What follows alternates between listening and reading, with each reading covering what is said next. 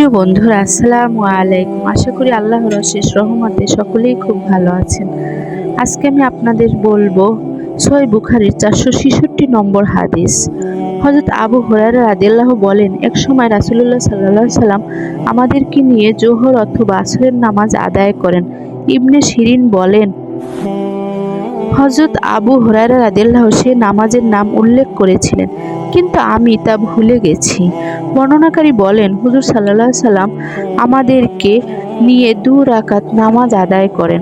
তারপর সালাম ফিরিয়ে মসজিদের এক কিনারায় আড়াআড়িভাবে রক্ষিত একটি কাঠের সাথে টেক লাগিয়ে ডান হাত বাম হাতের উপর রেখে আঙুলগুলো মিলিয়ে ডান হাতের পিঠের উপর ডান গাল মোবারক রেখে খুব ক্রোধান্বিত অবস্থায় দাঁড়ান।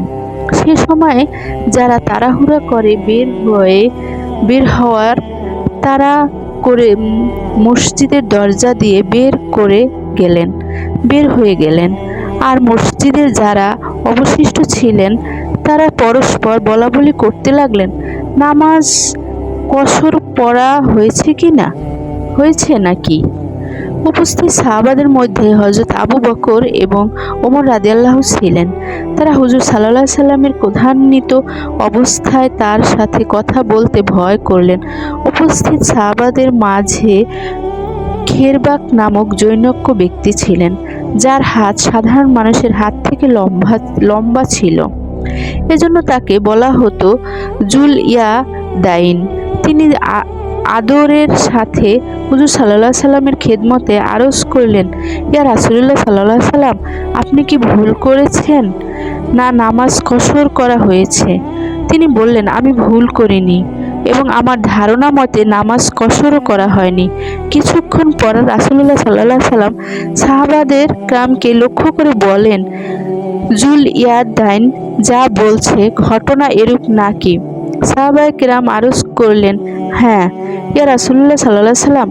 অতঃপর হুজুর সাল্লাল্লাহু আলাইহি সাল্লাম সম্মুখে অগ্রসর হয়ে বাকি নামাজ আদায় করেন। তারপর সালাম ফিরিয়ে পুনরায় তাকবীর বলে পূর্বের সেজদার ন্যায় অথবা তার চেয়ে কিছু লম্বা সেজদা করলেন।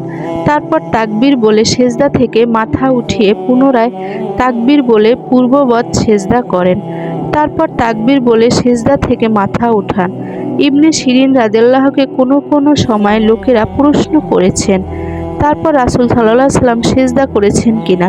তিনি বলেন, আমাকে খবর দেওয়া হয়েছে ইমরান ইবনে হুসাইন রাদিয়াল্লাহু বলেছেন, হুজুর সাল্লাল্লাহু আলাইহি সাল্লাম শেষে সেজদা করেছেন।